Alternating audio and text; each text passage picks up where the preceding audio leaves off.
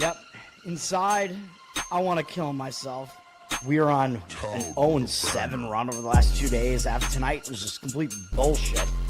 So that's how I'm going to start off this show. Horrible Sunday, 1-5. I don't even know what to tell you about that. I just don't want to do this anymore. I have never seen anything like this, man. With the slump continuing, 2 straight losses, not a good day at all. 0-4. I just have not had a good season, man. What kind of slump that I'm on? The slump continues. I've reached a new peak, actually. I'm going to burn my Bruins hat, man. I don't know what is going on with the Bruins. March 8th, is that what it is? I don't even know. It's March 9th, I think. Who even knows, man? I don't know what day it is anymore. I don't even know what day it is anymore, man. Back with you after the worst day that I could possibly have. Back with you, as I always am. Until I die, at least. 0-2 yesterday, and yesterday did not go well for me. 0-5. The worst month that I've ever had in my 18 years doing this. I don't know what to even tell you about this anymore. Broke the slump yesterday as the slump just continues. The slump continues. Somebody fucking kill me, please. I don't even know what I should do at this point other than potentially end it all. What's up, everybody? It's Toad back with you. Better Off Dead. Thursday, September 18th. Losing track of what day it is, man. Everything's a blur. I don't even know what's going on. Probably going to lose my house, all that shit. We've been winning on the show recently, though. 2-1 yesterday, not bad. Mets did not get there, so that was the one loser. Unfortunately, it was a moneyline favorite, but we were able to get there with the other 2, so it was a winning day. Kansas City, we got the win with that one. And we had the under in Philadelphia and Dodgers for the first 5 innings. The full game also went under. Snell, really good performance from him. And Luzardo was good enough, kept us in it. All 3 runs in that game were scored in the first 5 innings, but we had the under 4. It still went under in the first 5. Full game was an easy under, actually kind of surprising to me because the bullpens, as I pointed out on the show, are not very good. We'll move on to today. Today, it's a Thursday, so we have a lot of different sports in action, but it's a short card in every sport for the most part. I'm going to have one play on the entire thing, and it's in baseball. As, odds are it would be in baseball because there, I think, are 10 baseball games, and there are fewer of every other sport here, but we could dive right into it, man. It's time for the breakdown. Let's do it. All right, let's get right into it. We do have WNBA playoffs here. This is going to be game 3 of 2 different series here that are both tied 1-1. Indiana and Atlanta is the first game up as this series shifts back to Atlanta. The home team has won both games. Indiana was able to tie the series, even though, again, they don't have Caitlin Clark, they don't have Sophie Cunningham, and they won rather easily at home, 77-60. But if you look at this game, I think it was a bit of a statistical anomaly. I mean, Indiana did shoot fairly ridiculous from three-point range, 42.1%. That's probably not going to happen again. They actually lost the turnover battle and still won, which is really ridiculous. I mean, that indicates there was something else going on. And yes, they did dominate the rebound battle, but Atlanta had a very, very bad shooting game, 37.9% from the floor, 26.3% from threes. So you're probably not going to see most of that happening again in this one. Probably, if Indiana can't even win the turnover battle at home, that doesn't bode well for them back on the road. Atlanta should win this game. I mean, they're up against a shorthanded Indiana team. I think this is the end of the road for Indiana here. It's just a matter of, is Atlanta going to cover? They're up from 6.5 to 7 here, so you're actually getting a little bit of a shorter number than you got in Game 1. Atlanta was like 7.5 in Game 1, so it's close. 57% of tickets are on Atlanta, 51% of the cash on Indiana, though, so the money seems to be kind of coming back and taking the underdog here. Not going to be a play for me. I would slightly lean to Atlanta just because I think the stats in the last game kind of indicate that you should see some progression back to some sort of mean here. And that, there's no way Atlanta shoots that poorly again here. probably no way Indiana shoots that well from three-point range again. So will Atlanta cover, though? I mean, I think they'll win. Covering may be a different story, but, I mean, I think my guess is I would slightly lean to Atlanta in that game, and so I actually disagree with where the cash percentage is on that one right now. And then Seattle at Vegas. This is a 1-1 series as well. The home team won each game here. I gave out Seattle as a play in game 2 after Vegas just blasted them in game 1. And, you know, when you have a team scoring over 100 is ridiculous in the WNBA. It was almost a 30-point win. So, you know, like, there was some statistical anomalies in that game. Like, Vegas just shot out of their minds in that game. So I came back and I said, probably you're going to see Seattle, like, progress back to some sort of mean here. Seattle, they're still a pretty tough team. So, and that happened, but it did take a big comeback from Seattle. So it was a big effort from Seattle there.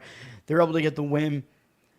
I do not think they're going to win this game back at Vegas. But if you do like Vegas, you're laying a price here. As I pointed out, game 2 of the series, Vegas was laying like 5.5 on the road there. But if you look at game 1, they're only laying 5.5 at home in game 1. So I was like, how is the price the same on the road? So it made no sense. It looked like there was some pretty significant line value on Seattle in game 2 as well. So pretty much had to do it. Like, the zigzag plus the line hadn't moved at all. But now the books seemingly have readjusted, and they have shifted this line significantly towards Vegas here. As we can see, they're up to from 8 to 8.5 now, which that is more in line with what the line was when they played in Seattle, but it is significantly higher than it was in game 1. Don't really think there's any line value on it. Vegas is public, 95% of tickets, 98% of the cash on them. I think they should win this game. They are also pretty good at home. Will they cover? It's a different story. I mean, the one thing that Vegas has going against them, though, is that they just lost a huge win streak. Remember, Vegas came into the playoffs on like a ridiculous win streak, 15, 16 games. You know, I talk about when a team loses a win streak that's that long. Sometimes they're not used to that. Like, oh, wait a minute, what is this? We just lost? Like, they're not used to like bouncing back from that anymore because they haven't lost in so long. So that actually could be a little bit of a disadvantage for Vegas coming into this. Like, how do they respond to losing for the first time in who knows how long? So, I mean, there are some arguments to be had maybe for the Seattle side here. I do think Vegas will win, though. I mean, obviously, I have them as my champion in my bracket. If they lose this game, they're actually out of the playoffs. I mean, these playoffs are a bit fickle. But, yes, I mean, it's WNBA. Generally, I think the home favorites are pretty much going to win most of the time. But we will see. And, again, covering is a different story. I actually think Atlanta probably is the better of the two plays between them and Vegas, to be honest, as far as laying the point spread there. There's definitely not as much value at all in the Vegas side. If we dig into this box score real quick, the Vegas-Seattle game, I mean, Vegas definitely crashed out. As you can see, they were winning almost the entire game. So was my play on Seattle wrong? I mean, I still think it was the right move to make. But Seattle did shoot out of their minds. So they shot, 50% from 3 is ridiculous. Like, that's not going to happen again. So I do think that type of number is going to regress a bit. So that's not really a good sign for Seattle coming into this one. And going into that game, I pointed out the free throw disparity. Vegas still had way more free throw attempts, though. So Vegas is just still dominating on the inside. I mean, Asia Wilson, like, she just gets to the line all the time, basically. And there's, like, almost nothing you can really do about it. So that might be another thing that might happen here in this game here in Vegas. I mean, it's basically looking at what happened in the first 2 games. It's like, it's almost a certainty that Vegas is going to get way more free throw attempts again in this one. So I thought they wouldn't get as many on the road, but they still did. But at least we got the win on that one. Let's move on. I will move on to Major League Baseball here. Most of the series today are finishing, but we do have a couple of new series as well. Cleveland is at Detroit, and crazy, Cleveland won another game yesterday. So Detroit, they seem to be kind of on cruise control here, but after losing twice and getting shut out to Cleveland, you got to think Detroit's going to show up focused again here at some point, because I think they really just have kind of been coasting for a while because they had such a big lead in the division. And now Cleveland is right on their ass, and I don't like that because as a Red Sox fan, Cleveland is threatening in the wild card race. They're ahead of Texas right now. It's just absolutely outrageous to see Cleveland, a team that sold off at the trade deadline. They had guys that were gambling on the games that got suspended, including their closer. But maybe the fact that those guys got suspended maybe refocused them or something. This Cleveland team is still a terrible offense. They're still not a good team. They have a negative run differential. It's just all of it's kind of ridiculous, man. Like, I don't think anybody expected them to be here, but now that they are, they're certainly motivated to keep playing, although I think Detroit will be motivated in this particular game too. I mean, this has just been embarrassing, man, and they want to make sure they win this division at the very least. They still have, I think, some chances to win. I'm only looking at the wild card standings here. I think they still have some chances to have the best record, too. They're not that far behind. Well, they're like 4 games behind Toronto, so maybe it's a little bit out of reach, but, I mean, still technically possible. Plus, I mean, I think they want to get the best seeding that they can as far as the home advantage is concerned. And with a team like Detroit, they are way better at home, despite what we've seen in this series. Cleveland does have the better bullpen, but they did use most of their bullpen arms yesterday that they have available. So maybe a little bit of a disadvantage to them here. Detroit did use a lot of their relievers too, though. So probably you give Cleveland the bullpen edge still. Detroit has the better offense, and that is not even questionable. Cleveland's offense is what's questionable. They're terrible. This starting pitching matchup would have been a really interesting one last year because it would be like the two aces. Tanner Bybee for Cleveland has definitely fallen off a bit, though, although he's been better again recently. I mean, his numbers are now kind of mediocre on the season. 4.44 ERA, 1.24 whip. He is worse on the road, though. 5.42 road ERA. He's coming off basically an elite performance against the White Sox. I know it's a terrible lineup, but you have a complete game shutout with 10 strikeouts, no walks, only 2 hits against anybody. That's impressive, man. That's domination. So his 2 starts this month have been really good. He has a 1.15 ERA. One of them was at Tampa Bay, which that's not an easy place to pitch either. It's a very hitter-friendly stadium there. He's got a 13-1 strikeout walk ratio this month as well. Last month he was really bad, though. He had a ton of walks. His ERA was above 6. So it's like, which Bybee is going to show up here? He's definitely in good form right now, though, man. He didn't really overextend himself too much in that White Sox game, although he is coming off a complete game.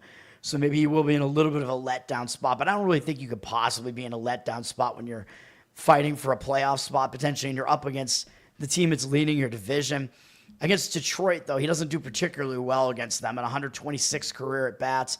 30-10 strikeout walk ratio is pretty solid, but 286 batting average allowed, 772 OPS, so he hasn't been that good against Detroit, and it makes it worse for him that he's having to go up against Tarek Skubal, who obviously is having a Cy Young-worthy season. 2.26 ERA, 0.86 whip is ridiculous over the amount of innings that he's pitched. One issue with Skubal maybe, is he going to be able to pitch in this game after what happened in his last game, because he left his last game with soreness or something like that. So he had to leave the game. We weren't sure if he was going to make his next start. He is, so I guess he is good to go because these are meaningful games here. So I don't think they'd put him out there. Plus, you don't want to risk getting the best pitcher in baseball basically injured right before you go into the playoffs. I mean, you can't have that. You need him for the playoffs. So my guess is, yeah, he must be good to go. Must have not been very serious. It was, like soreness in his side, whatever that was. I thought it might be like a strained oblique or something. I don't know. Skubal is also better at home, 2.17 ERA at home. That start last time out was at Miami. Didn't do well. He gave up 4 earned runs in 3 1/3. Maybe it was kind of a blip. I mean, he gave up a couple of home runs there. Still didn't walk anybody. He had a couple of strikeouts. The prior start, he shut out the White Sox for 7 innings, gave up 2 earned runs. So that White Sox team, not a very good hitting team. Skubal actually had 2 shutouts in a row, and actually 3 of his prior 4 starts were all shutouts, with the only one that wasn't being a start at the A's stadium, which is a terrible stadium to pitch in. And he only allowed 1 earned run in that one, a lot of unearned runs. with bad fielding behind him. So I think that last start of his was a blip. He had some issues with his side, whatever. I think he should be able to bounce back here. He's facing a weak offense again here in Cleveland, and he does have good numbers against them. 118 at bats. He has a ridiculous 40-4 strikeout walk ratio against them. 203 batting average allowed and 501 OPS. To me, I mean, this seems to be. It seems to be a game that it's like basically Detroit should win this game, man. They're a huge favorite, though, up from -200 to -205. I mean, I think you're just always going to pay too much for a schoolboy game for the most part, so I just don't think you could really do it at that price, even though I do think that Detroit probably will win this game. 90% of tickets, 97% of the cash on Detroit, so they are getting some of the cash. Cleveland is up, the total's up from 7-7 with juice on the over. 56% of tickets, 58% of the cash on the over. So money coming in on the over. It's a low total because it is schoolboy on the mound. There's not a lot of leeway there. I think Bybee is the more risky of the two starters, obviously, here, though. So I'm not quite sure I believe in the over, though. If schoolboy is good enough to go, I'm not sure that I quite agree with it. I might even argue for Cleveland to go under their total here in this one, man. I mean, that might be a way to look at Cleveland team total under, because Schoolboy does dominate them typically, and their offense is really not that good. Detroit's bullpen is in okay-ish shape. I mean, they're an okay bullpen, so maybe you even go like something like, if you can find a prop on like Schoolboy earned runs allowed, go under that, and then you don't have to worry about the defense giving it up behind him either. Something like that might be worth a look, or maybe even just Cleveland team total under in the first 5 innings, something like that. These games are afternoon games, by the way. It's a lot of afternoon games today because it's basically getaway day for a lot of these teams. The night games are mostly going to be new series that are starting. The afternoon games are all series that are finishing up. San Diego at the Mets. This is a big series with wild card implications.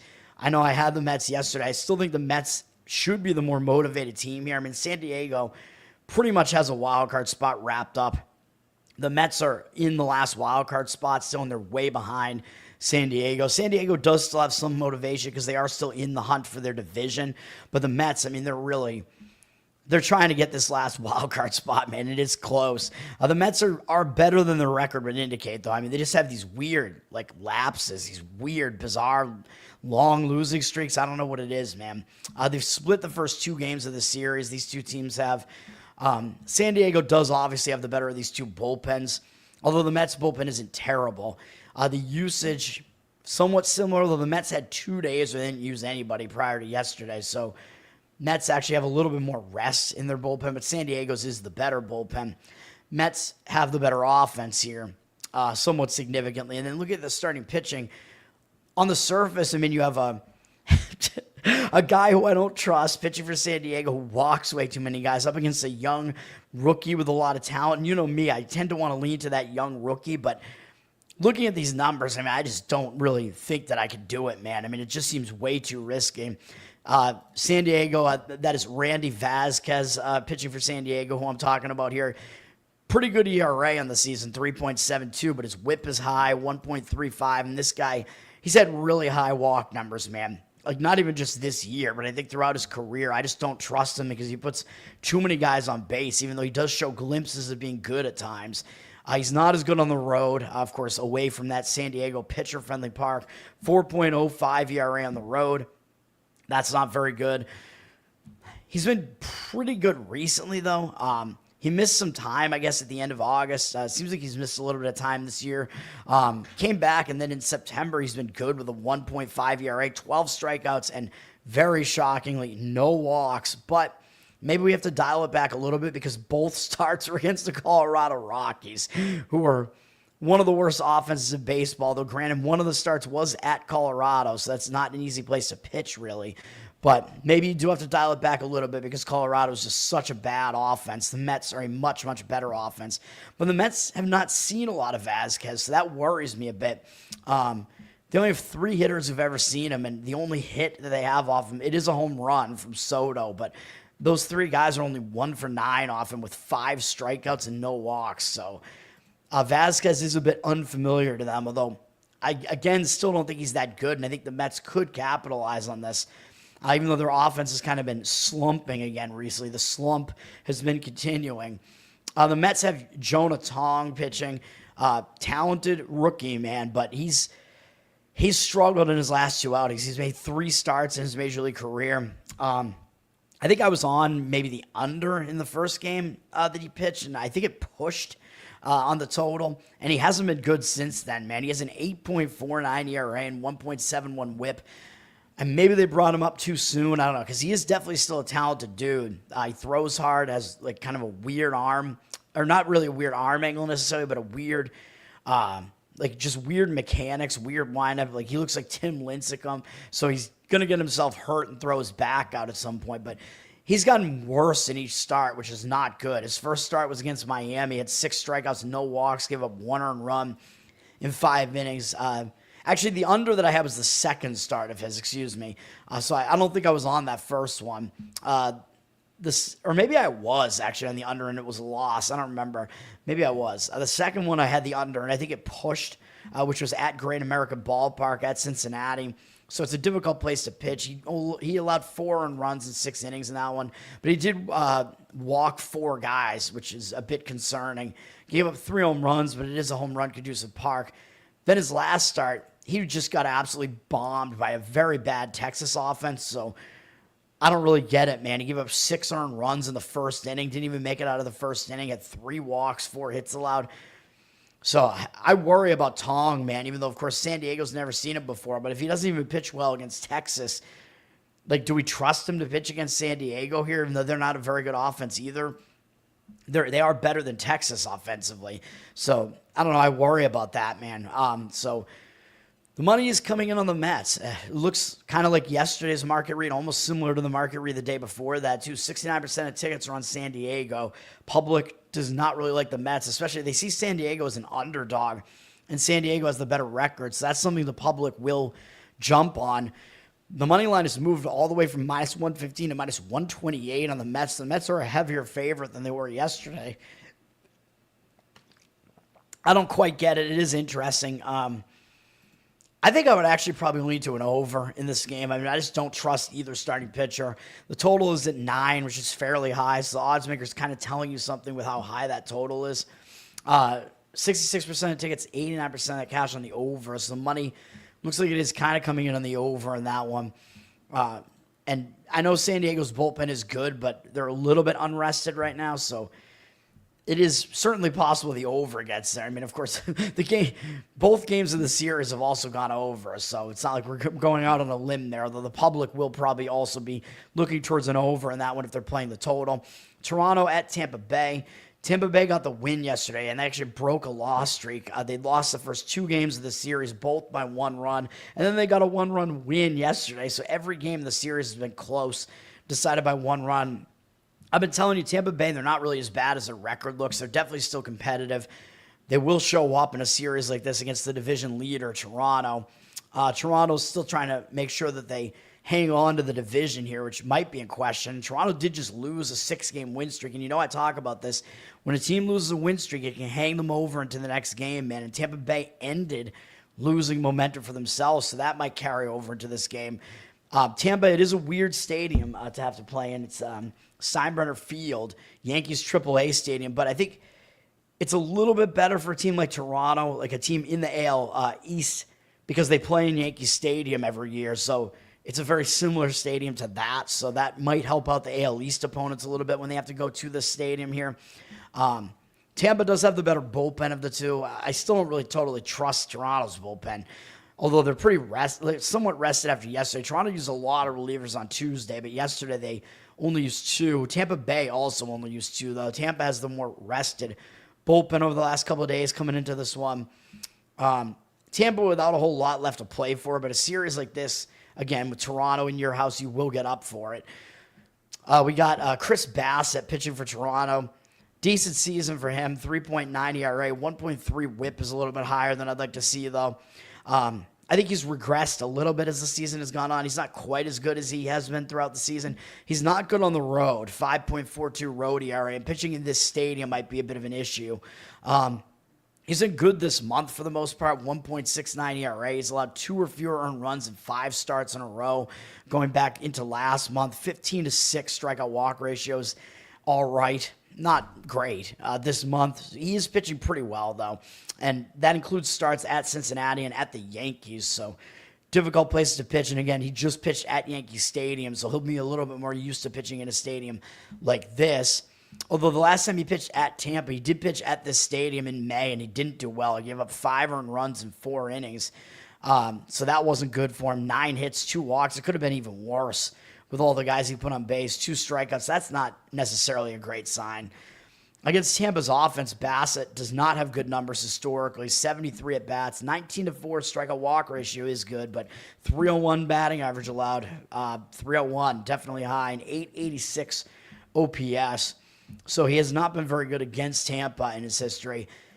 He's going to be facing Shane Baz for Tampa, who does not have good numbers this year. 5.15 ERA and 1.37 WHIP, although I keep pointing out that I think he is a bit better than his numbers look as far as like his strikeout rate. His strikeout rate is really high. He's really struggling in this stadium, though, so I don't really know if he's really backable at home, man, especially against a Toronto offense. Toronto's offense is very good, even without Bichette. They are definitely the better offense here. Baz has struggled to pitch in this stadium, man. He's been a lot better on the road. 6.28 ERA at home. That's been kind of wrecking his season numbers a bit. He's just given up a ton of home runs in this stadium. It is difficult to pitch here. He did string together 3 pretty good starts in a row, but 2 of them were against Cleveland. 1 was against Seattle. And then he didn't have a good one last time out against the Cubs on the road. Gave up 5 earned runs in 2 1/3 innings. Walked 3 guys, 5 strikeouts. That wasn't very good. So again, he kind of has had a Baz-like month. 19-6 strikeout walk ratio is not bad, but 4.73 ERA. So he's given up some runs, even though his command numbers kind of indicate that he should be better than this ERA-wise. Interesting to note that his 2 decent starts this month are actually both at home, where he's usually worse, and his bad start was actually on the road. So that is interesting to point out. His numbers are pretty good against Toronto in 61 at-bats, 17-3 strikeout walk ratio, 230 average allowed, 626 OPS. So it is still possible Baz pitches well here, but the money looks like it's coming in on Toronto. 53% of tickets, 94% of the cash on them. So the cash percentage is on Toronto as a -125 road favorite. So, yeah, it does look like the money's coming in on them, even though I somewhat disagree with the Toronto side here. I would have a slight lean to Tampa here, and I kind of lean to the over. The total looks like it's basically kind of hanging around where it was, 8.5. It's 8 juice to the over at some places, I guess. That's not really a significant move at all, though. 76% of the tickets, 96% of the cash on the over. The over might make sense here. Bassett, not good on the road, not good against Tampa. Baz, typically not good in this stadium. Toronto can certainly hit, so an over could possibly make sense in that one. A's at Boston, my Boston Red Sox. I'm worried about this, man. 2 games back of the Yankees. They're hanging on to the last wild card spot right now. They did win yesterday 5-4 in a comeback. They were losing 4-2. Giolito, not good yesterday. On the surface, this looks like the Red Sox should win this game, but I'm not so sure about that. The Red Sox do have the better bullpen, but they used a lot of their bullpen arms yesterday. They used 7 relievers, and it looks like they're basically only carrying 8, so I'm definitely worried about that. 4 of their relief pitchers pitched a second day in a row, too. That is bad, dude, so I don't like that. Even though the A's bullpen is the worst bullpen, the A's didn't do that with any of their relievers. They used fewer relievers yesterday, and they haven't used any for 2 days in a row. Kind of negates the Red Sox bullpen edge a little bit here, even though they do have the way better bullpen generally. The A's have the better offense, although the Red Sox offense is pretty good. JT Ginn is pitching for the A's. He hasn't been that great. 4.69 ERA, 1.34 WHIP, but he is way better on the road. 3.16 ERA. He struggles again in that A's stadium. It's a triple A stadium in Sacramento that they play in. It's very hitter friendly. So he's actually way better on the road. This month he has a .96 ERA. He's only allowed 1 run this month. 11-4 strikeout walk ratio isn't that good. He walked 4 guys in his last outing. That was at home, but of course the walks don't really have anything to do with how home run conducive the ballpark is. So that's maybe not a great sign for Ginn, but he was decent over those last 2 starts. He wasn't good last month at all, though. 7.24 ERA, although he did have a really high strikeout rate, 34 strikeouts, but 13 walks, a lot of walks. He only made it 5 innings in about half of his starts, and he's not going that deep into these games either. So if he doesn't go deep here, the A's bullpen has to come into play. That's kind of what I'm hoping for as a Red Sox fan. Because the A's bullpen, I mean, that's who you want to face because they're not that good.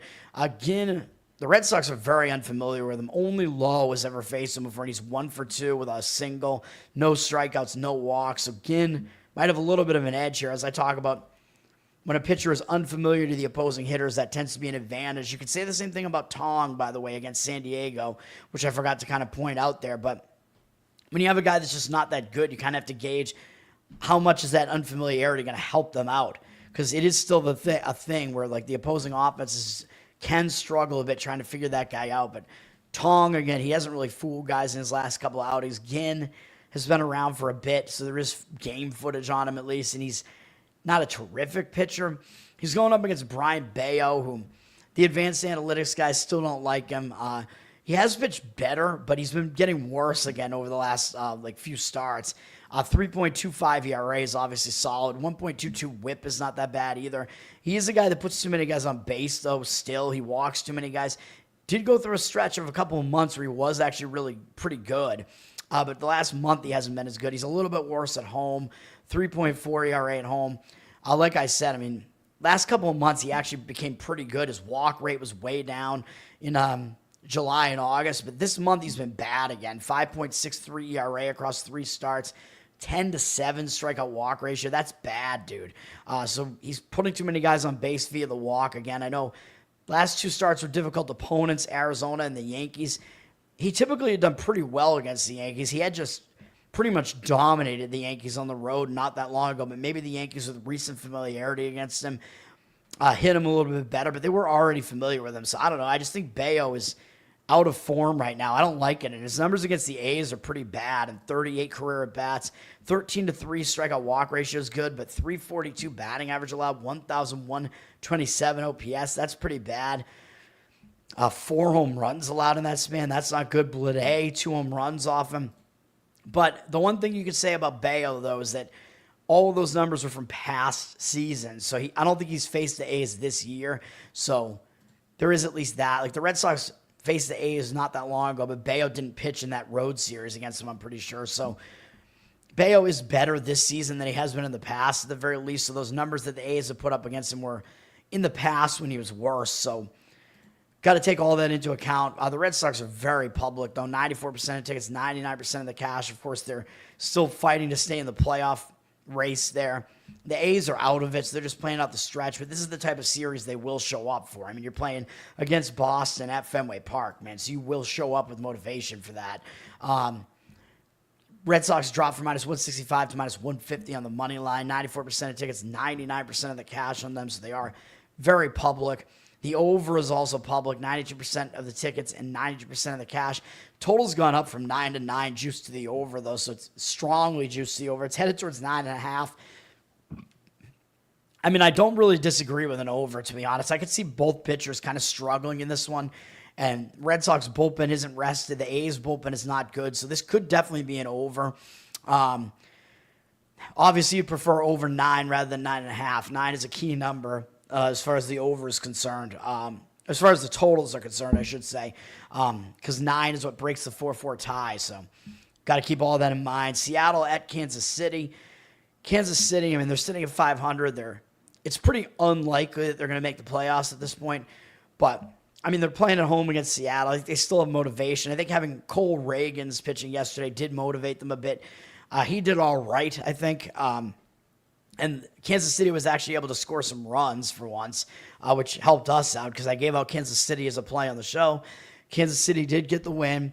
Seattle lost a win streak, so I told you, man, I'm the streak buster. I told you that.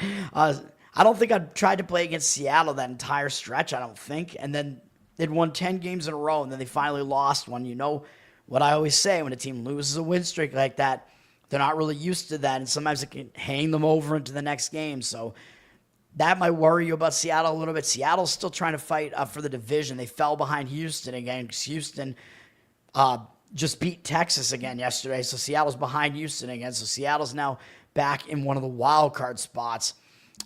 They're probably going to make the playoffs, but they have reason to show up anyway, right? Because they're trying to make sure they make a wild card spot. They could win the division, which would be more helpful, especially for Seattle. They're definitely better at home, but that's one of the issues here. Same with San Diego and this Mets series, by the way. The Mets are way better at home. San Diego's bad on the road. San Diego and Seattle both have pitcher-friendly parks, so they tend to just not do as well on the road. Seattle's not as good on the road, even though I know Kansas City is also a pitcher-friendly park. Both these bullpens are pretty good in Seattle, Kansas City. Kansas City, a lot of bullpen usage, though, over the last couple of days, including yesterday. Seattle used a bit less of their bullpen yesterday, so I think Seattle might actually get a little bit of a bullpen edge from that because the bullpens are close as far as how good they are. Seattle has the way better offense. On the surface, you might say that Seattle has the better pitcher on the mound, Luis Castillo. He's pretty consistent usually. He's been pretty good this year, 3.76 ERA, 1.25 whip. He's been way worse on the road, though, 5.09 road ERA. Maybe that won't carry over into a game like this where it's a more pitcher-friendly park. He's been pretty good this month, 3.94 ERA, 16-3 strikeout walk ratio. After he didn't do well at Tampa Bay, which, as I keep pointing out, hitter-friendly ballpark, he did well in his last two starts, 6 innings each against Atlanta and Anaheim, gave up 1 earned run in each of them. Not like the most prolific offenses there, but not the worst either. So he's in decent form again right now. And, of course, Kansas City is not a prolific offense either. He has done well against them in the past in 92 at-bats, 17-6 strikeout walk ratio, 207 average allowed, 614 OPS. So he's done pretty well against Kansas City in the past, so he might pitch well here. Going up against Steven Kolek, who I do think he definitely has less of a track record, man. His numbers have been pretty good this year, though, between pitching with San Diego and Kansas City, 3.71 ERA, 1.2 whip. He's been way worse at home, which makes no sense, and that was mostly with San Diego. San Diego, pitcher-friendly park, and he was awful there. I don't even understand why. 6.55 ERA. But maybe we shouldn't read into that too much, I don't think, because he's made two of his 3 starts with Kansas City have been at home, and they were both good. So he appears to be pretty good pitching in this park.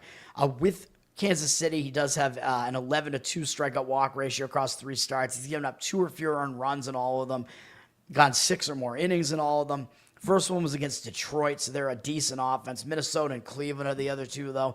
Not great offenses, but did well. He's done well so far with Kansas City, but he is having to step up in class to face this Mariners offense, which is obviously better than those other offenses he's faced. They have 23 at-bats against him, which is not a huge sample, but he hasn't done that well against them. 6-3 strikeout walk ratio, 304 average allowed, 1,080 OPS. So I do think the lean is Seattle in this game. I think they have a slight bullpen edge because of the usage over the last couple of days, and I do think Castillo is more trustworthy, and he has the better matchup numbers over Kolek, although I know Castillo's not typically as good on the road. But in a situation like this against a weak offense in what is a pitcher-friendly park, and he typically does well against that offense, I think he will do okay in this game.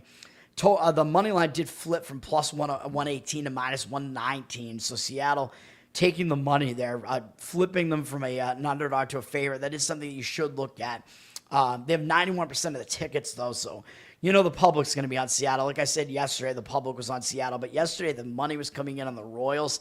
Today it is not. We see 92% of the cash on Seattle, so it looks like maybe Seattle has the public and professional money all on the same side, which does mean the books are going to probably need them to lose the game if they want to win money on this one, but that's probably part of the reason why they've had to move the line there. But yeah, I would not disagree with the Seattle side in that one. Although, again, one of the other things I do worry about, again, is that Seattle's in that spot where they lost a long win streak, and it could hang them over into this one. And they are still not that good on the road. Kansas City's a little bit better at home. So all things to keep in mind. It's not going to be a play for me. Stacks, what's up, man? Thanks for hanging out. Good morning as well. I know I'm early this morning, but hopefully people will catch it, and then, people will watch it on a little bit of a delay. I couldn't sleep, got up early, things going on.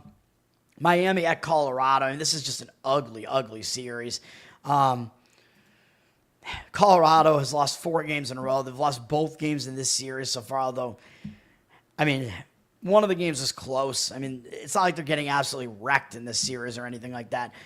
I don't love either bullpen at all. Colorado's is the worst of the 2 bullpens, though, and they had a little bit more usage yesterday. So Miami does have a bullpen advantage, even though their bullpen is still not very good. Miami has a better offense, even though their offense is really not that good either. Probably you got to argue that Miami has the better starter as well with Sandy Alcantara.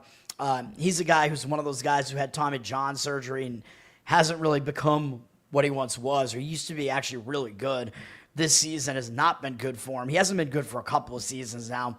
5.53 ERA, 1.29 whip, so his whip is actually getting a little bit better. His ERA has been getting better too, though. He's actually pitching better recently, although he hasn't been good on the road. 7.24 road ERA, and that might not be good considering he's pitching in Coors Field here. I know the Rockies' offense isn't good, but they're better at home, and that is a difficult place to pitch sometimes because of the elevation. Although you are looking at Alcantara is not really a guy that gives up a ton of fly balls, I don't think so. He's not one of those extreme fly ball pitchers where those guys could be worse off pitching in a stadium like this. And he has been good over the last, for most of the last month, basically. He did have a 3.69 ERA in August, started pitching well in most of his recent starts. He's given up 2 or fewer earned runs in 5 of his last 6 outings and allowed 4 in the one that he allowed more than 2, which was against Philadelphia, who is a good offense. Had a 38-10 strikeout walk ratio last month, so his command was on point. This month it continues to be 12-1, even though his ERA is 4.15 because of that one start against Philly. He bounced back and did pretty well against Detroit, really well. In 7 innings, 2 earned runs, allowed 8 strikeouts, no walks, although both of those games were at home. So he's been better at home.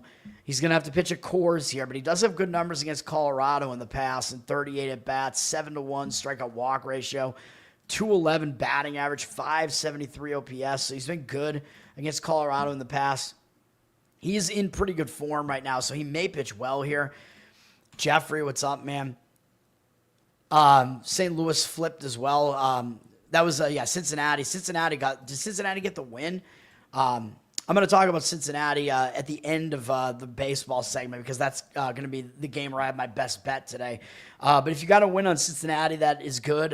So at least my senses were right on that one. If that was the case, I can check real quick. Yeah, that's true. They got the win. Brady Singer, I'm pretty sure, is the pitcher in that one. Yeah, there you go, man.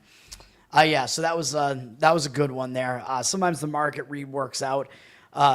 I would say more often it works out more often than it doesn't. Although you're not going to win at an extremely high rate just in this business in general. You just have to win enough to profit. That's the name of the game.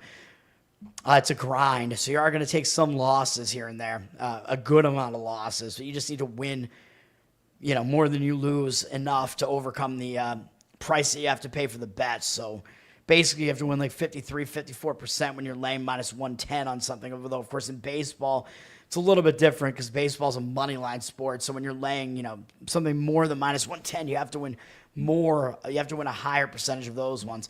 Colorado has Tanner Gordon pitching in this one.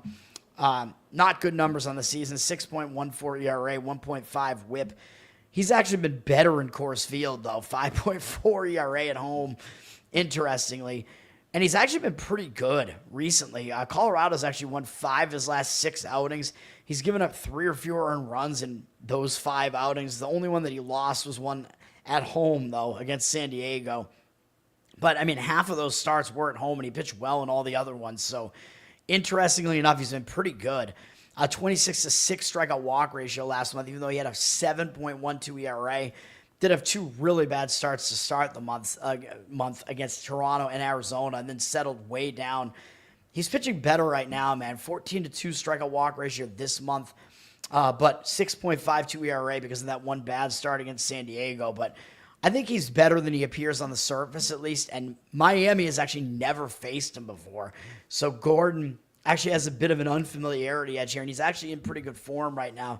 So the unfamiliarity might help him out against this lineup. They might struggle to figure him out a little bit. So it might seem a little bit odd here, but I actually think an under maybe worth a look here, although I would only do it in the first 5 innings because I don't think you want any part of these bullpens.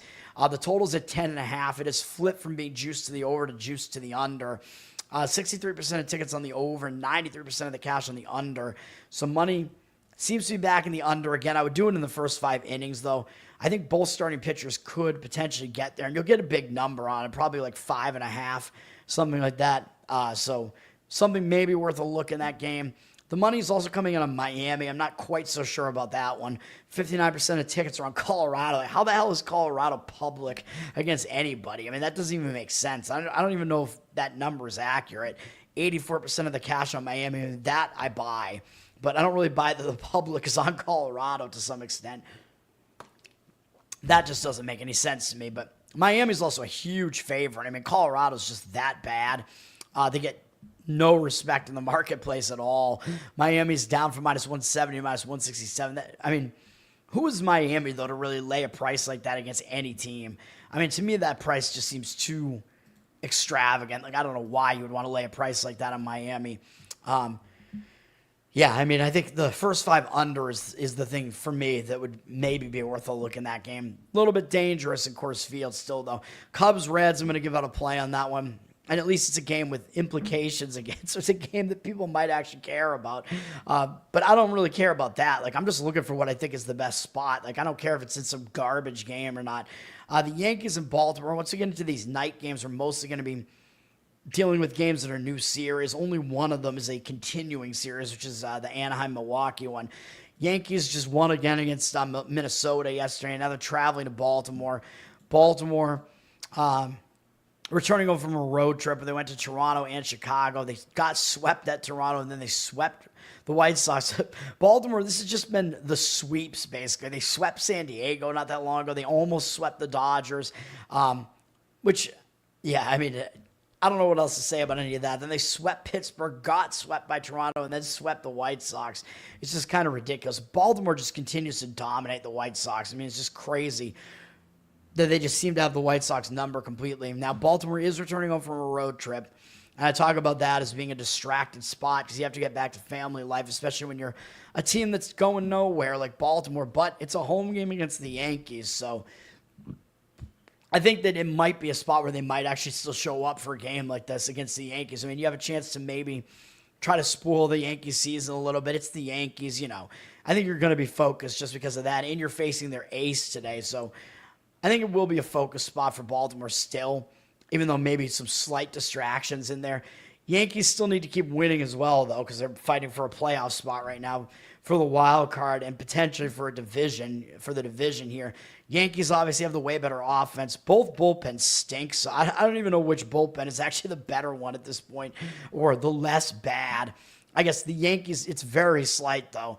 I mean, you can see it right here. The Yankees have a 4.57 bullpen ERA. For the people listening on audio later, Baltimore's is 4.59. That's their bullpen ERA in the season, so it's very, very close.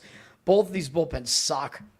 Yankees bullpen has been pretty bad recently. They used a decent amount of it the last couple of days. Baltimore's running with a thin bullpen, though. They're only running with 7 bullpen arms. They didn't use that many of them yesterday, but it's not a good bullpen, though, on either side. So something to take into account here.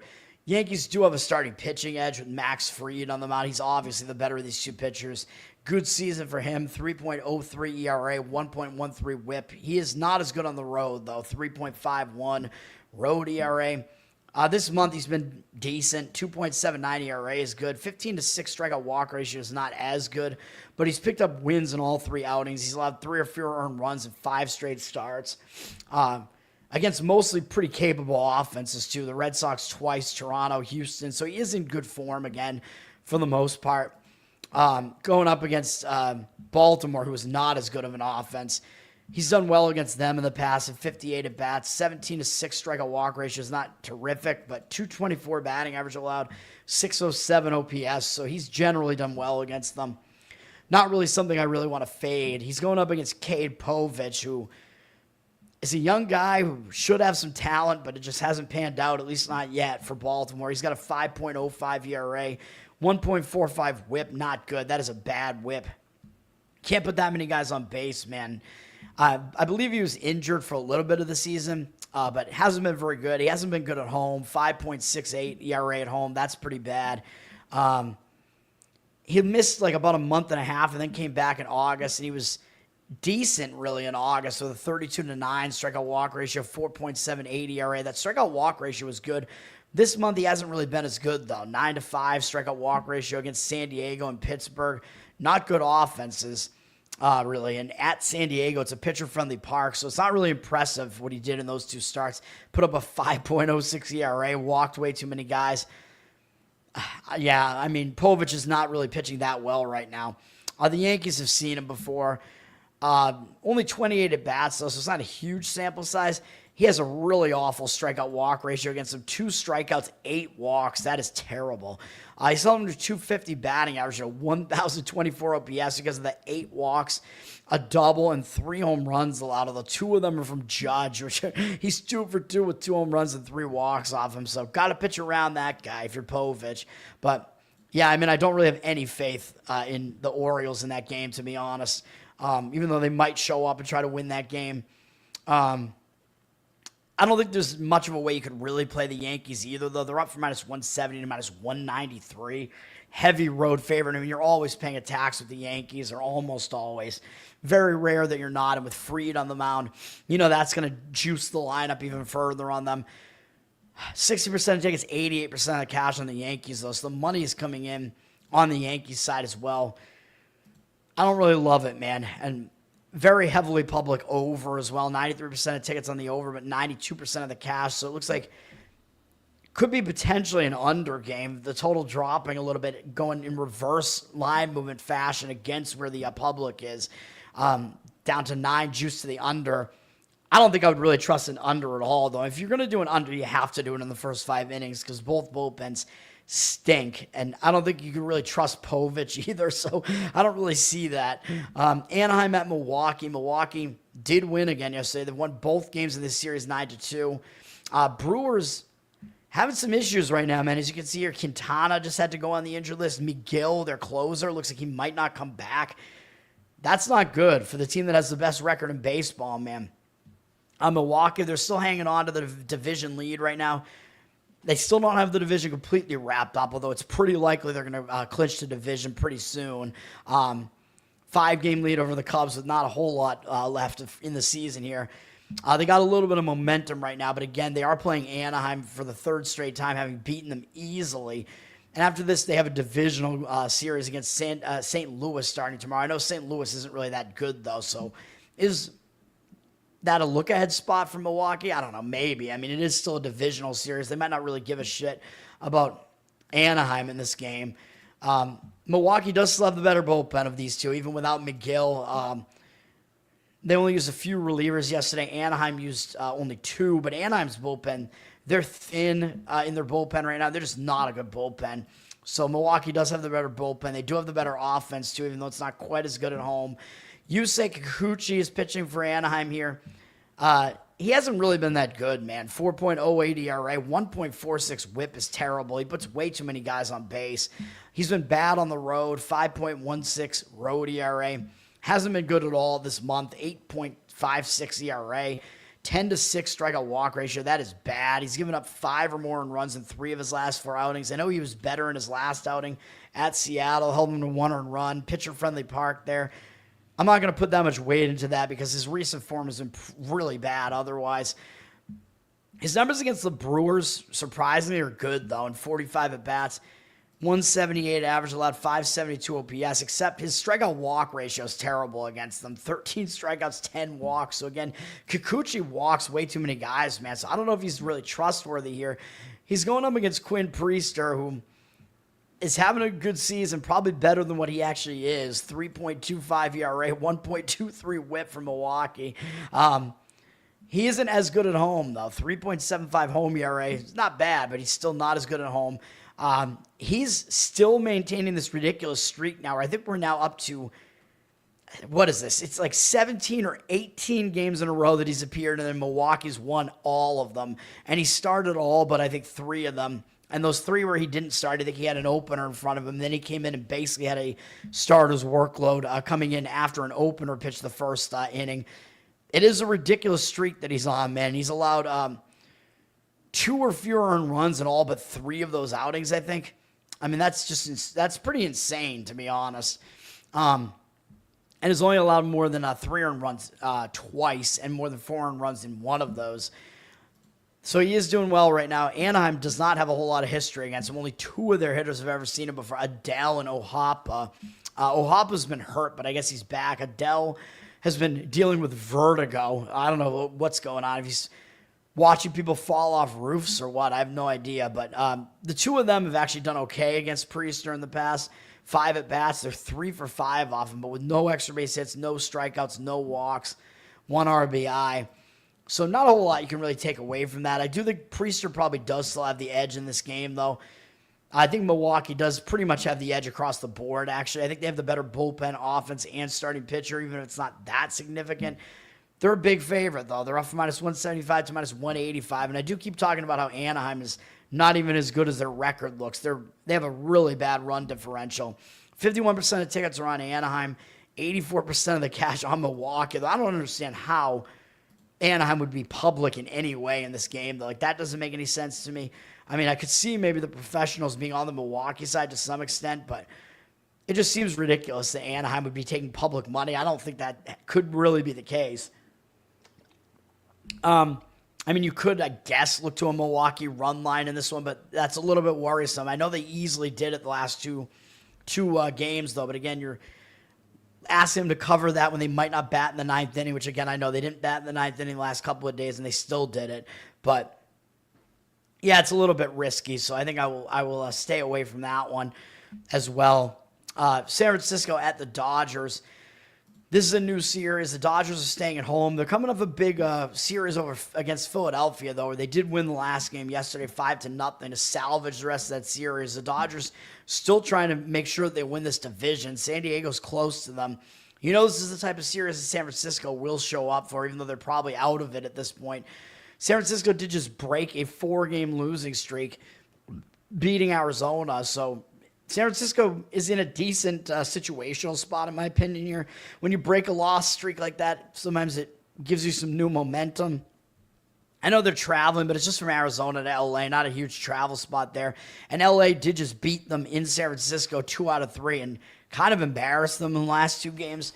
So, I mean, as if San Francisco needs more motivation to show up against the Dodgers. They have a little bit more because it's a little bit of quick road revenge here. So San Francisco probably going to be motivated. Although, again, so will the Dodgers, but they are coming off a big series against Philly where they won that last game against them. So, possible letdown spot, maybe, even though this is still a pretty big divisional series. San Francisco has the better of the 2 bullpens. They didn't use too much of it yesterday, even though the usage was heavy over the last couple of days. But their bullpen is still better than the Dodgers' bullpen. Dodgers' bullpen's bad. Their usage was heavy the last couple of days, too, although not as heavy yesterday. Got to give San Francisco the bullpen edge. Dodgers obviously have an offensive edge. They're the much better offense, especially at home. Starting pitching on the surface looks like it would be an under type of game where you have 2 good starting pitchers, but I'm not quite sure about that. Logan Webb is pitching for the Giants. He's been good as usual, 3.34 ERA, 1.26 whip is a little bit high. Not quite as good on the road, 3.54 road ERA. Hasn't really been that good this month, so that's something to keep an eye on. Like, is he actually wearing down a little bit at the end of the season here? You wouldn't think so because he's just used to throwing a lot of innings. I mean, that's his thing. He throws a lot of innings. But this month he hasn't been as good in 3 starts. 5.4 ERA, 19-6 strikeout walk ratio is okay. He's allowed a lot of hits, though. And most of the damage came in his last start against the Dodgers. So the Dodgers hit him around for 6 earned runs on 10 hits and 4 innings pitched. 5 strikeouts is fine, but 2 walks, not good. He's just not good against the Dodgers, man. So the Dodgers, they're familiar with him. They know his game, and they hit him well usually. So he might not do well here either. 229 at-bats for the Dodgers against him. Very familiar with him. 42-24 strikeout walk ratio is not very good for him. 336 average allowed and 939 OPS. Webb, he's not very good against the Dodgers, man, even though he is good generally. This is a bad matchup for him. He's going up against Yoshinobu Yamamoto, who is the better of the 2 pitchers anyway. 2.66 ERA for him. 0.98 whip. good numbers on the season. He's actually a little bit worse at home, 3.3 ERA, but he's totally on point right now, man. His last 3 outings, he's gone 7 or more innings in each of them. He's allowed 1 earned run in each of them, and he has 10 strikeouts in each of them for a 30-3 strikeout walk ratio. Man, he's really, really in good form right now. And his last start was against San Francisco, and he one-hit them through 7 innings in one of those outings that I just mentioned, with 1 walk in that particular one. And I know that means San Francisco is recently familiar with him, but they had already faced him before, and they just have not done well against him. He's pretty much dominated them. In 66 at-bats, he has 22 strikeouts, 7 walks against them, 152 average, allowed 506 OPS. So I think you have to give Yamamoto the starting pitching edge in this one, man. I don't think the Dodgers have a bullpen edge, so I could see maybe looking towards the Dodgers' first 5-inning run line, and then at least obviously they'll bat in all of those innings. You might be able to find about a -0.5 run line in that one and not have to pay too much for it. That might be the way that I would lean in the game because it looks like it's just such a matchup disparity. Even though I do think Webb is generally good, I just don't think this is a good matchup for him. Yeah, the Dodgers are public, though. 96% of tickets, 99% of the cash coming in on them. So they're public. It looks like maybe they're getting the money as well. They're up from -155 to -160. So something to consider there. And then money is coming in on the under a little bit. It's gone down from 8 to 7.5 on the total. 86% of tickets and 84% of the cash on the over. So it looks like the cash is coming in less so than the ticket percentage on the over. So money on the under. But again, Webb doesn't match up well, and I don't think you trust the Dodgers bullpen either. So I don't really want to look towards a total really in any fashion in this game. Again, I think it would be Dodgers' first 5 innings run line would really be the only way to play that. Let's get to the best bets. We'll do it now because my best bet is on a baseball game. And I'm going to kind of break one of my rules here. I'm going to go with the Cincinnati Reds money line, -120. If you want to go with this first 5 innings, because I think their biggest edge in this game is with the starting pitching matchup, because yes, they're playing the Cubs. The Cubs have a better bullpen. So if you want to go first 5 innings, you could do that, but you have to pay more for the first 5 innings for Cincinnati. So I'm opting to go with the cheaper price and hoping that our starting pitching will be enough of an advantage that it kind of carries into the bullpens and that we get, the Cubs bullpen has to come into the game earlier and such, and then that kind of just carries through the rest of the game. Sometimes that's the way that I'll go. I know I basically did that with Kansas City yesterday, though I know Kansas City's bullpen is better than Cincinnati's. But if you look at the bullpens, I mean, it's not too much of a disparity here. The Cubs are 12th in bullpen ERA at 3.75. Cincinnati's at 18th at 4.09. It's not too much different. So I'm okay with doing it this way. Cubs have had heavy bullpen usage over the last couple of days, so that's something to keep in mind too. That their bullpen isn't exactly totally rested here. The Reds actually have a somewhat more rested bullpen, so that might be a better sign here. And I know, as I said, I'm breaking one of my rules because this is typically a spot where it wouldn't be that good of a spot.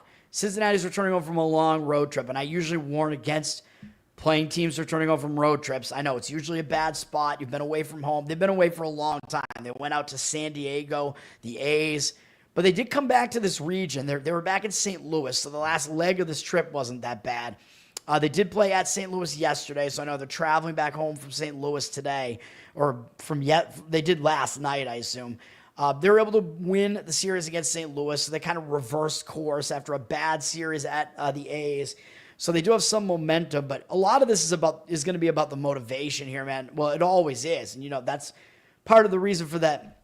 And that's basically what you're talking about when you have that return home distraction spot. A team has to get back to home life, family life, whatever.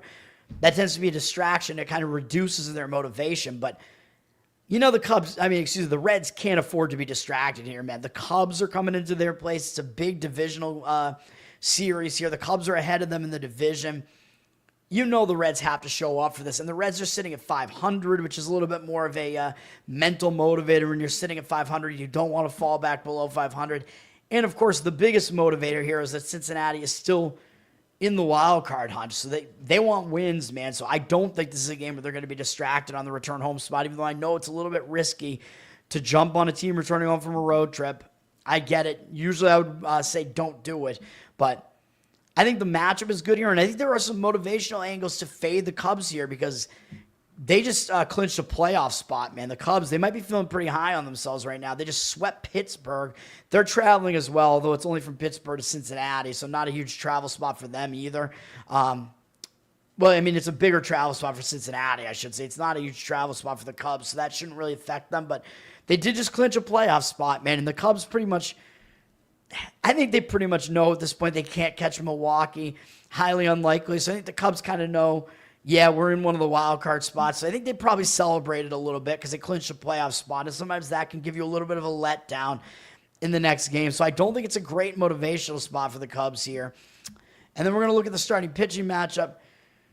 This game is on Fox. Yeah, luckily the games that I like over the last couple of days have actually been like bigger games, so some of them are televised.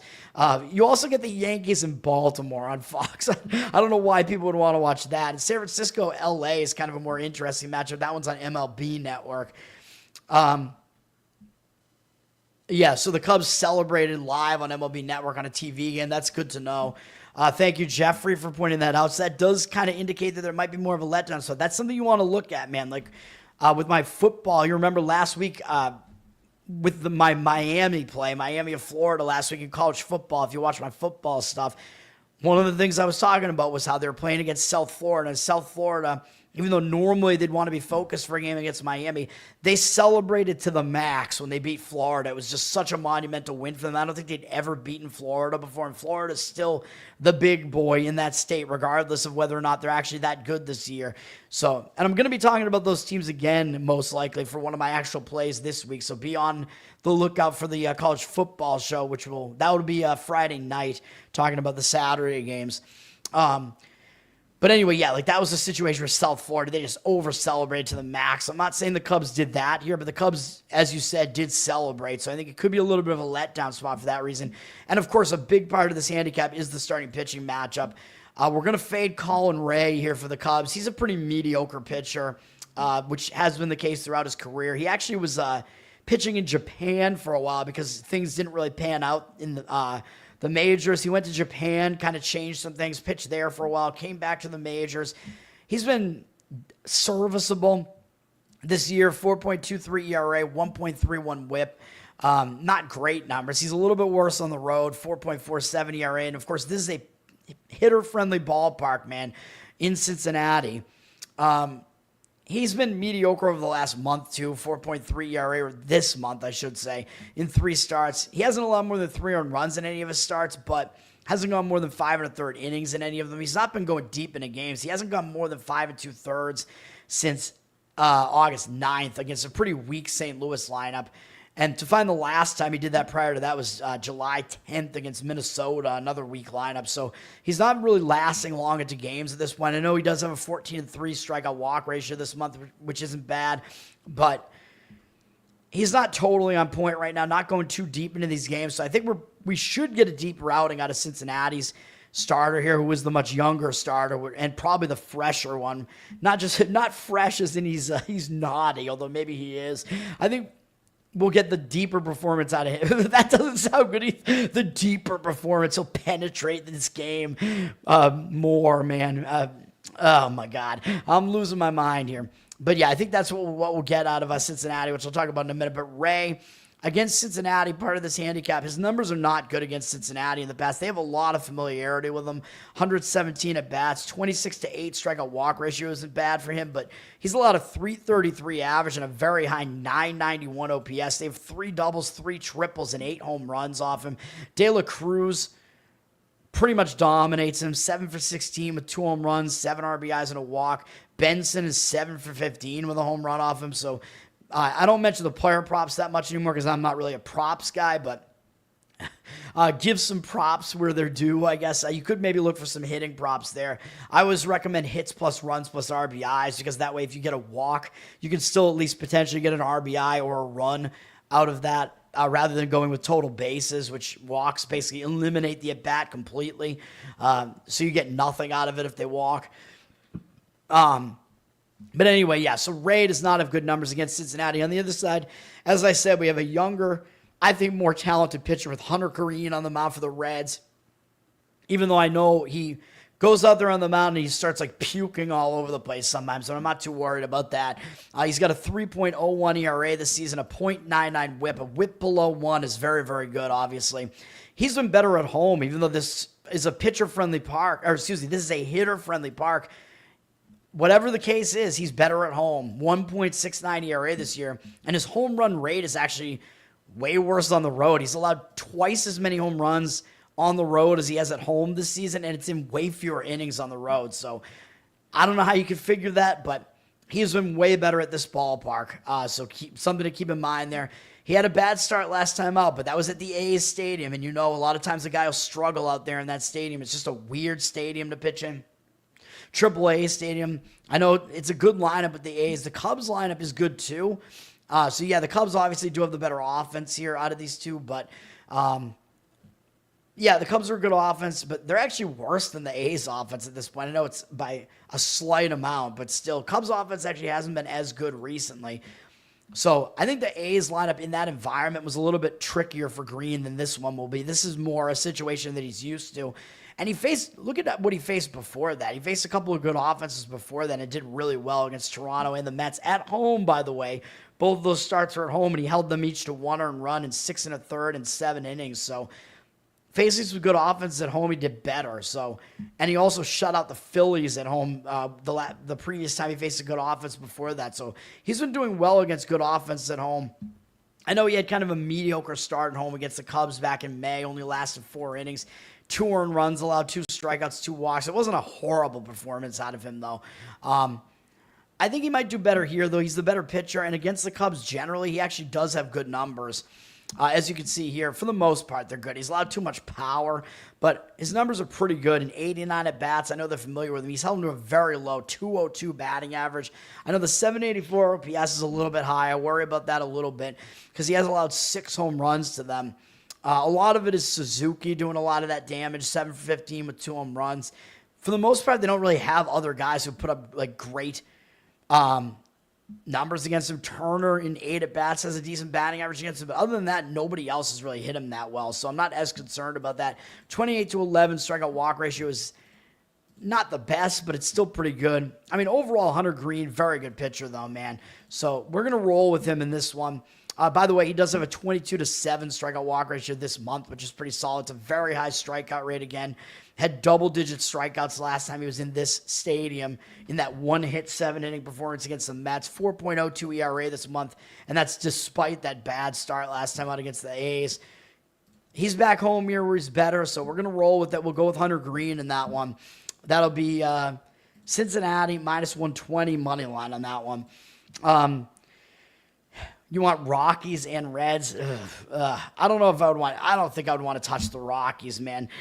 Oh God, that seems too rocky to me. I mean, Tanner Gordon has been better recently. That is true. He does have unfamiliarity against Miami. I really don't trust the Rockies bullpen. I mean, yeah, it is a game where Miami might not totally pay attention to them, so there is that. Maybe situationally, I could see something there. Maybe potentially Miami is fadeable there, but I really wouldn't want to do it, man. Of course, well, you know me. I just do straight betting. I think the Reds is the better look out of those two. Although, of course, now that I say that, the opposite is going to wind up happening. Let's talk about football, and then we'll get out of here. We do have one college football game that I really don't think is very interesting. I don't know who's going to tune into this game. It's also competing with Thursday Night NFL. We have Rice at Charlotte, baby. Great matchup here. Matchup of heavyweights, Rice and Charlotte. Oh, my God.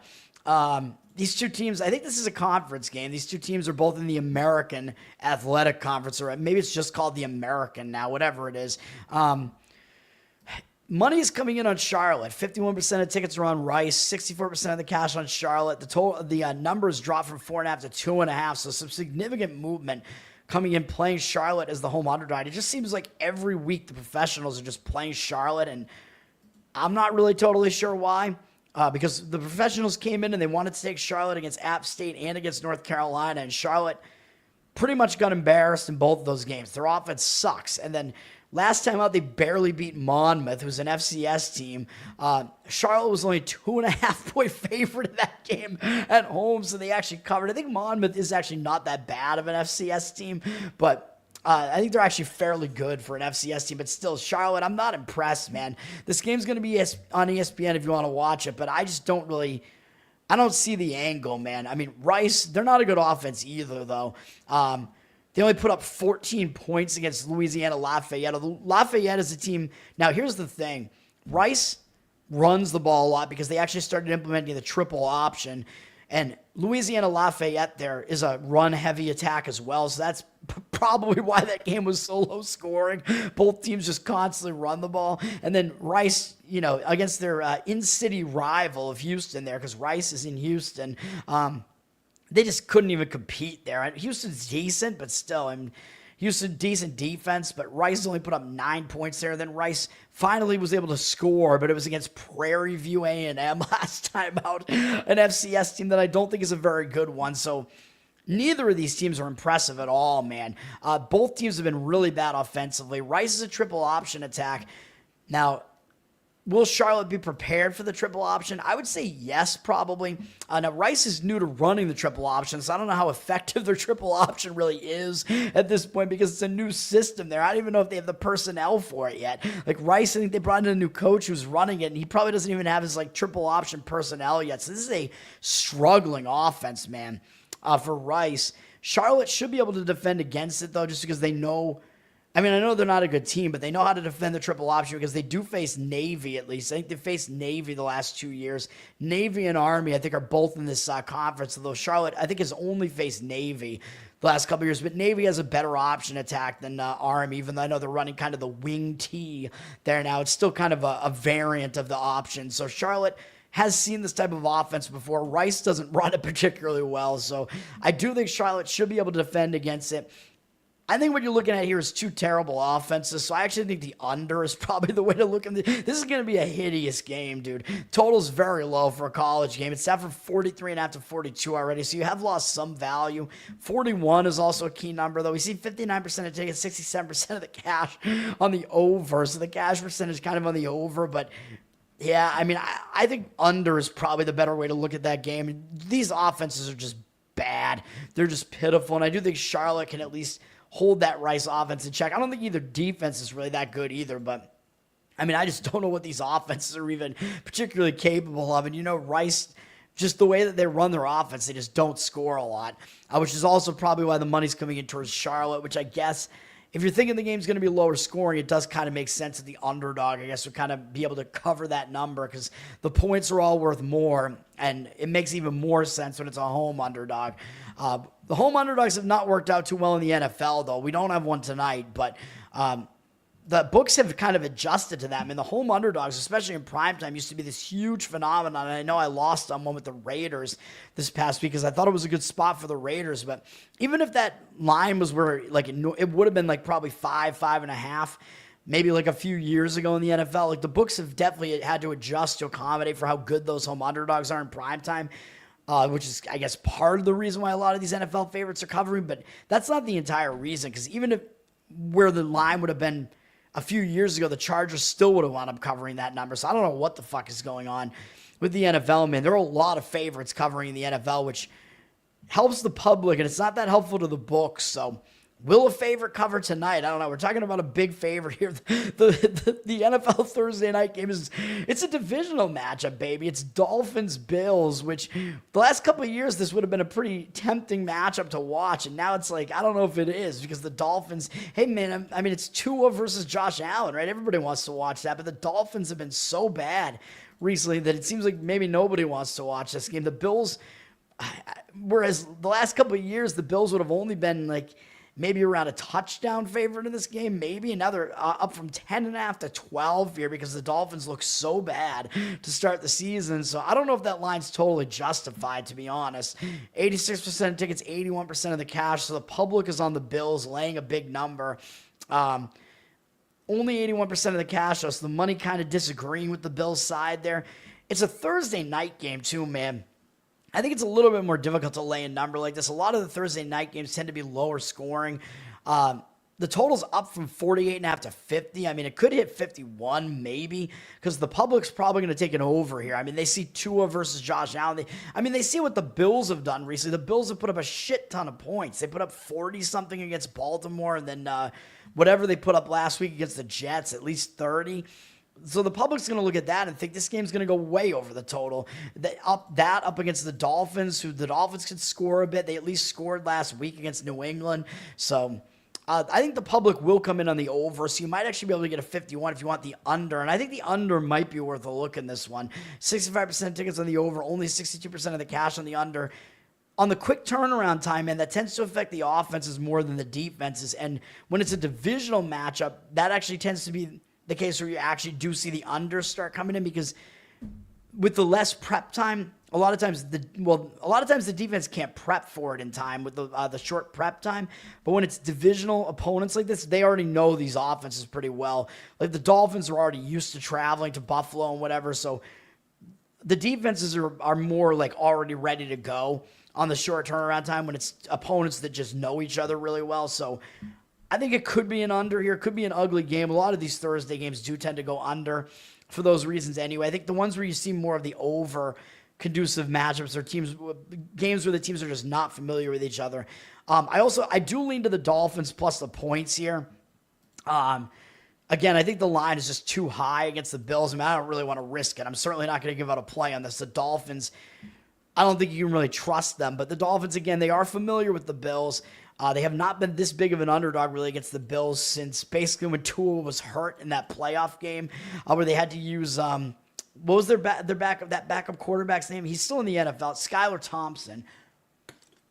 He's still in the NFL somewhere. And the Dolphins, by the way, almost won that game outright. They covered in that game, which is kind of ridiculous. That was the last time I think the Dolphins were a double-digit underdog against the Bills. I could be wrong about that.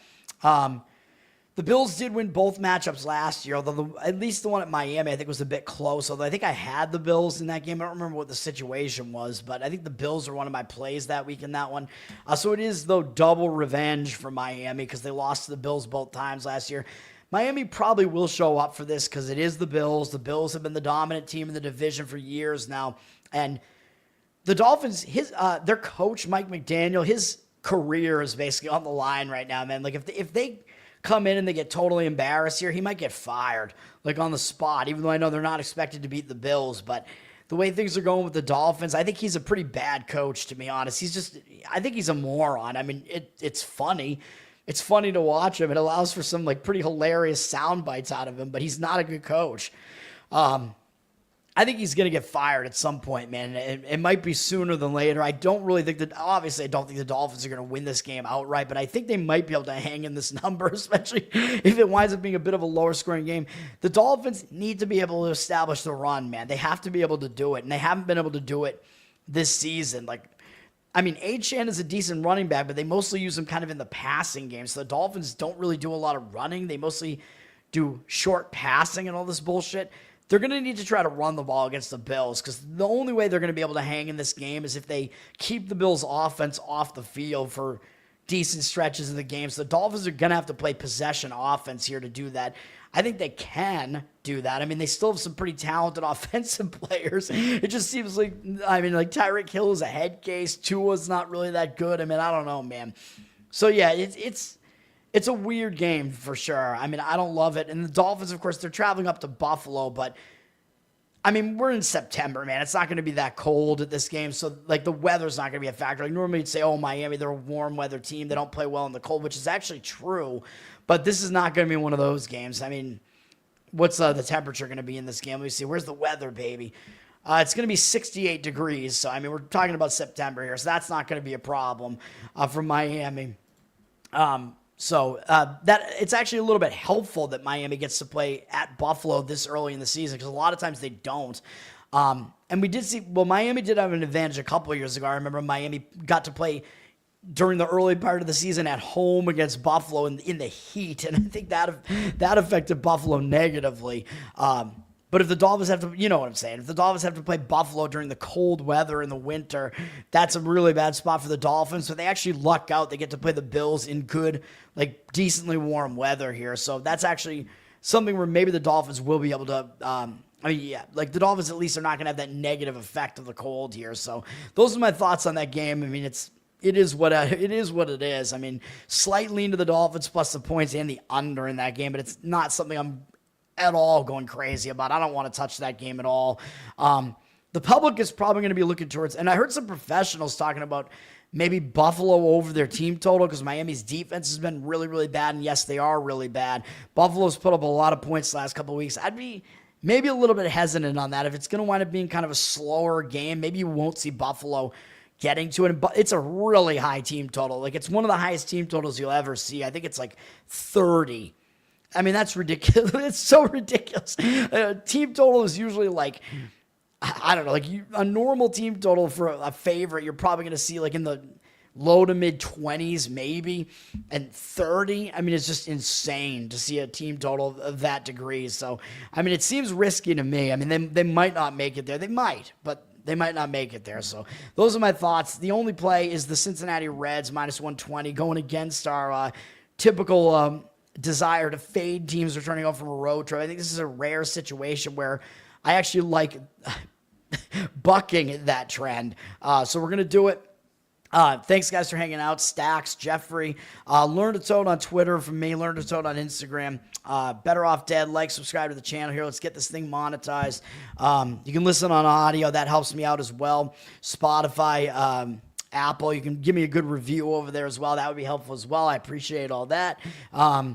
Covered in Uke is my ukulele channel on YouTube. I'm thinking I do have to start doing like uke just streams where I kind of hang out. I talk to people about, current events without getting my channel nuked, of course.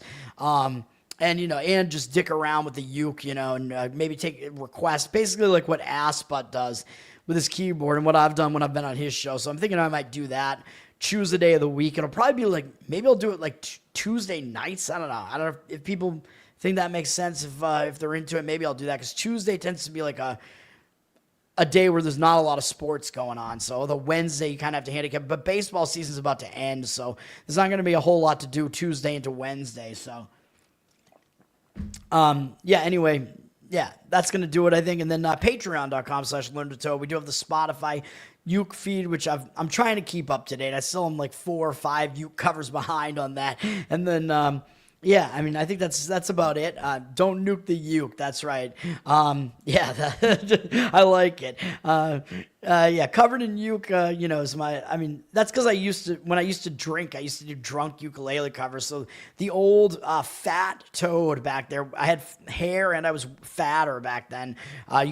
My old covers are there from like a decade ago. You can maybe see how I adapted. I had old ukuleles back then. Maybe, hopefully I've improved since then, even though I kind of just learned ukulele on my own. I was like 31 or whatever. I don't play it correctly. I just dick around with it. But you can find those old uke covers on that channel as well. I called it Covered in Uke because I was drunk, and it sounds like covered in puke. If people don't get the joke, I don't know how obvious it is. But yeah, there might be like a nuke pun to make there too. Besides don't nuke the uke, but I don't know. I got to think about it. Duke Ukem. You can call me that, I guess, for now. That's going to do it, though. Everybody have a good Thursday.